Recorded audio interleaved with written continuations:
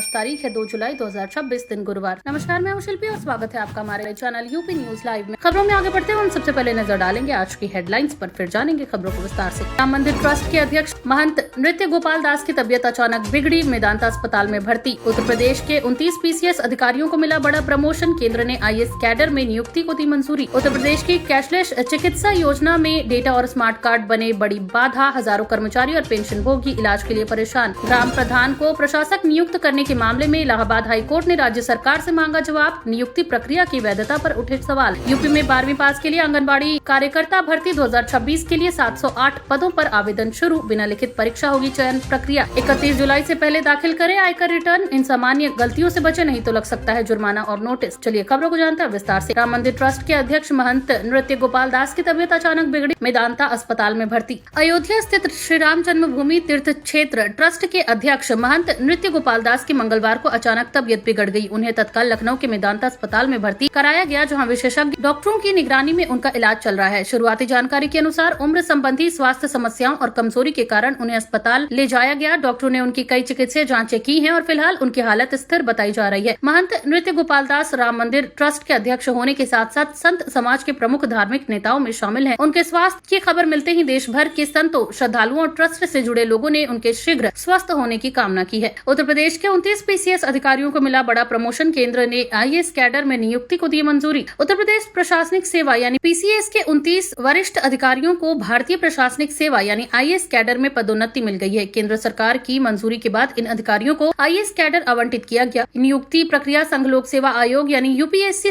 राज्य सरकार और केंद्र सरकार की चयन प्रक्रिया पूरी होने के बाद पूरी हुई। पदोन्नत अधिकारियों को जल्द ही विभिन्न जिलों और विभागों में नई जिम्मेदारियां सौंपी जाएंगी। लंबे समय से प्रमोशन का इंतजार कर रहे अधिकारियों के लिए ये बड़ा प्रशासनिक फैसला माना जा रहा है। राज्य सरकार का मानना है कि इससे प्रशासनिक क्षमता बढ़ेगी और विकास योजनाओं में क्रियान्वयन में तेजी आएगी। सहारनपुर पहुंचे मुख्यमंत्री योगी आदित्यनाथ, अचानक दौरे से राजनीतिक चर्चाएं तेज, विकास योजनाओं और संगठन की भी ली समीक्षा। मुख्यमंत्री योगी आदित्यनाथ मंगलवार को अचानक सहारनपुर पहुंचे, जिससे राजनीतिक हलकों में 2027 विधानसभा चुनाव को लेकर चर्चाएं तेज हो गई। दौरे के दौरान मुख्यमंत्री ने प्रशासनिक अधिकारियों और जनप्रतिनिधियों के साथ बैठक कर कानून व्यवस्था, विकास कार्यों, निवेश, मानसून तैयारियों और सरकारी योजनाओं की समीक्षा की। उन्होंने संगठन के पदाधिकारियों से भी मुलाकात की और क्षेत्रीय राजनीतिक स्थिति पर चर्चा की। विपक्ष ने इस दौरे को चुनावी तैयारी बताया, जबकि भाजपा नेताओं का कहना है कि मुख्यमंत्री नियमित समीक्षा और विकास कार्यों की निगरानी के लिए जिले पहुंचे थे। सहारनपुर पश्चिमी उत्तर प्रदेश का महत्वपूर्ण राजनीतिक जिला माना जाता है। मजदूर के नाम पर चला दिया करोड़ों का कारोबार, 69 लाख रुपए के बकाये का नोटिस मिलने पर पीड़ित ने दी खुद को जान से मारने की धमकी। फर्रुखाबाद के एक मजदूर की पहचान का कथित दुरुपयोग कर उसके नाम से कारोबार संचालित किए जाने का मामला सामने आया है। पीड़ित को जीएसटी और अन्य सरकारी देयों के लगभग 69 लाख रुपए के बकाये का नोटिस मिला, जिसके बाद वह सदमे में आ गया। मजदूर का कहना है कि उसने कभी कोई कंपनी या व्यापार शुरू नहीं किया, फिर भी उसके दस्तावेजों का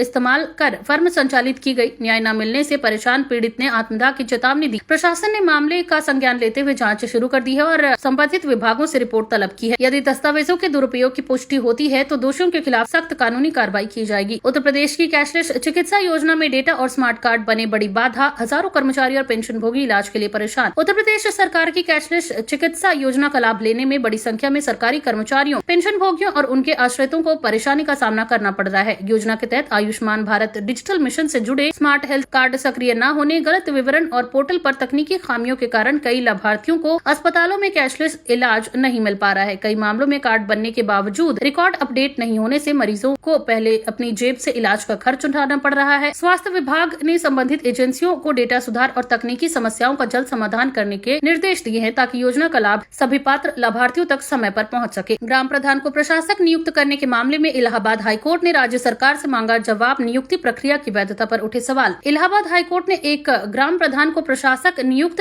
किए जाने के मामले में उत्तर प्रदेश सरकार और संबंधित अधिकारियों से जवाब तलब किया है। याचिका में आरोप लगाया गया कि नियुक्ति पंचायत कानूनों और निर्धारित प्रक्रिया के अनुरूप नहीं की गई। याचिकाकर्ता का कहना है कि ऐसे नियुक्ति से निष्पक्ष प्रशासन और पंचायत व्यवस्था प्रभावित हो सकती है। मामले की सुनवाई के दौरान कोर्ट ने राज्य सरकार से विस्तृत हलफनामा दाखिल करने और नियुक्ति के आधार स्पष्ट करने को कहा है। अदालत अब सरकार के जवाब के बाद ये तय करेगी कि नियुक्ति नियमों के अनुरूप है या नहीं। मामले की अगली सुनवाई निर्धारित तिथि पर तय होगी। इलाहाबाद हाईकोर्ट की अहम टिप्पणी, सिर्फ लंबे समय तक कब्जा करने से सार्वजनिक संपत्ति पर नहीं बन जाता अधिकार।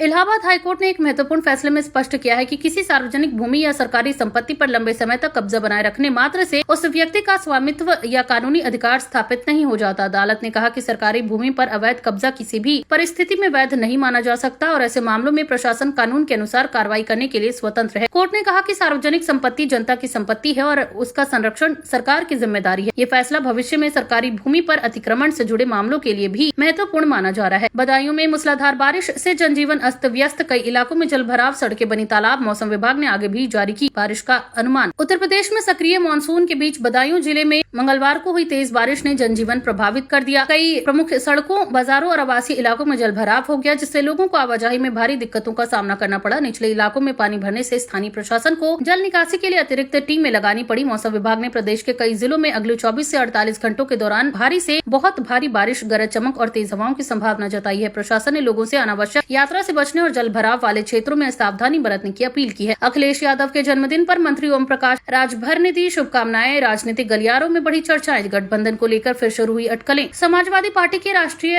अध्यक्ष एवं पूर्व मुख्यमंत्री अखिलेश यादव के जन्मदिन पर उत्तर प्रदेश सरकार के मंत्री ओम प्रकाश राजभर ने उन्हें सार्वजनिक रूप से जन्मदिन की शुभकामनाएं दी। राजभर के इस संदेश के बाद प्रदेश की राजनीति में नई चर्चाओं ने जोर पकड़ लिया। राजनीतिक विश्लेषकों ने इसे आगामी 2027 विधानसभा चुनाव से पहले संभावित राजनीतिक समीकरणों से जोड़कर देखा। हालांकि राजभर ने इसे केवल शिष्टाचार बताया। उन्होंने कहा कि लोकतंत्र में राजनीतिक मतभेद अपनी जगह है, लेकिन व्यक्तिगत संबंध और शुभकामनाएं अलग विषय हैं। भाजपा और समाजवादी पार्टी के नेताओं ने भी इस पर अलग अलग प्रतिक्रियाएं दी। फिलहाल किसी नए राजनीतिक गठबंधन के संकेत आधिकारिक रूप से सामने नहीं आए हैं। आगरा में आंगनबाड़ी कार्यकर्ता भर्ती 2026 के लिए 708 पदों पर आवेदन शुरू, बिना लिखित परीक्षा होगी चयन प्रक्रिया। जानिए पात्रता और अंतिम तिथि। महिला एवं बाल विकास विभाग ने आगरा जिले में आंगनबाड़ी कार्यकर्ता के 708 पदों पर भर्ती के लिए ऑनलाइन आवेदन प्रक्रिया शुरू कर दी है। इच्छुक महिला अभ्यर्थी निर्धारित पोर्टल के माध्यम से आवेदन कर सकती हैं। भर्ती प्रक्रिया में किसी प्रकार की लिखित परीक्षा आयोजित नहीं की जाएगी। चयन सरकार द्वारा निर्धारित शैक्षणिक योग्यता, मेरिट सूची, दस्तावेज सत्यापन और अन्य नियमों के आधार पर किया जाएगा। आवेदन केवल उसी ग्राम पंचायत, वार्ड या क्षेत्र की महिला उम्मीदवार कर सकती हैं जहां रिक्त पद उपलब्ध हैं। विभाग ने अभ्यर्थियों को अंतिम तिथि से पहले आवेदन करने और सभी आवश्यक दस्तावेज सही तरीके से अपलोड करने की सलाह दी है। भर्ती का उद्देश्य आंगनबाड़ी सेवाओं को और अधिक प्रभावी बनाना है। आगरा मंडल से गुजरने वाली 3 विशेष ट्रेनों की सेवा अवधि बढ़ी, यात्रियों को मिलेगी राहत। रेलवे ने जारी किया नया शेड्यूल। भारतीय रेलवे ने यात्रियों की बढ़ती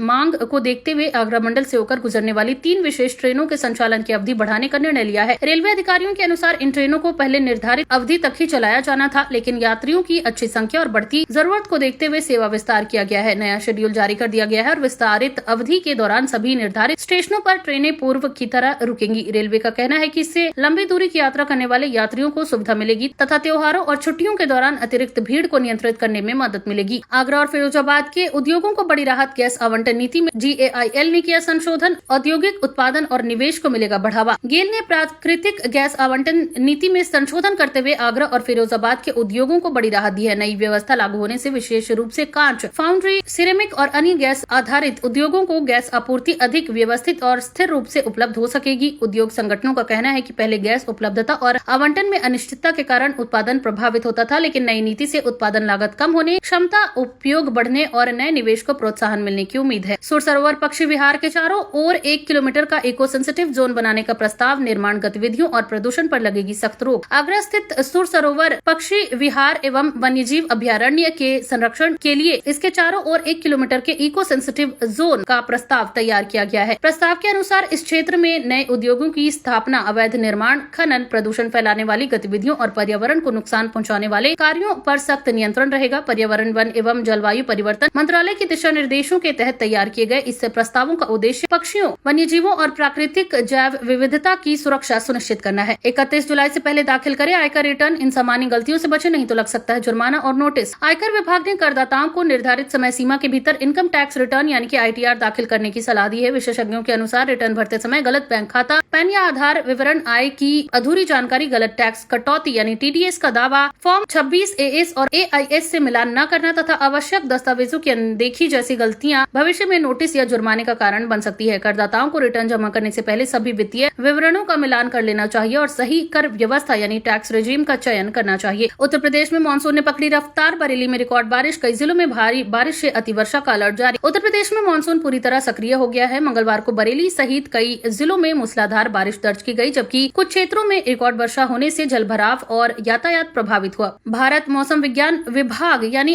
IMD ने बरेली, पीलीभीत, लखीमपुर खीरी, शाहजहांपुर, बदायूं, सीतापुर, हरदोई सहित कई जिलों में अगले 24 से 48 घंटों के दौरान भारी से अति भारी बारिश, गरज चमक और तेज हवाओं की संभावना जताते हुए ऑरेंज एवं येलो अलर्ट जारी किया है। प्रशासन ने जिला अधिकारियों को सतर्क रहने, जल भराव वाले क्षेत्रों की निगरानी करने और आपदा प्रबंधन टीमों को अलर्ट मोड में रखने के निर्देश दिए हैं। बिजली कटौती पर सख्त हुए मुख्यमंत्री योगी आदित्यनाथ 2 दिन में मांगी रिपोर्ट, अधिकारियों को निर्बाध विद्युत आपूर्ति सुनिश्चित करने के निर्देश। उत्तर प्रदेश के कई जिलों विशेषकर बरेली मंडल में लगातार हो रही बिजली कटौती और अनियमित आपूर्ति पर मुख्यमंत्री योगी आदित्यनाथ ने कड़ा रुख अपनाया है। मुख्यमंत्री ने इसे गंभीर विषय बताते हुए ऊर्जा विभाग के वरिष्ठ अधिकारियों से 2 दिनों के भीतर विस्तृत रिपोर्ट तलब की है। उन्होंने निर्देश दिए कि शहरी और ग्रामीण क्षेत्रों में निर्धारित रोस्टर के अनुसार निर्बाध बिजली आपूर्ति सुनिश्चित की जाए तथा ट्रांसफार्मर खराब होने या तकनीकी खराबी की स्थिति में तत्काल मरम्मत कराई जाए। मुख्यमंत्री ने चेतावनी दी कि उपभोक्ताओं की शिकायतें की अनदेखी करने वाले अधिकारियों और कर्मचारियों के खिलाफ जवाबदेही तय कर कार्रवाई की जाएगी। साथ ही मानसून के दौरान बिजली व्यवस्था सुचारू बनाए रखने के लिए विशेष निगरानी रखने के निर्देश भी दिए गए हैं। तो ये थी आज के तमाम ताजा अपडेट्स। ऐसी और खबरों को जानने के लिए बने रहिए हमारे चैनल यूपी न्यूज लाइव के साथ। धन्यवाद।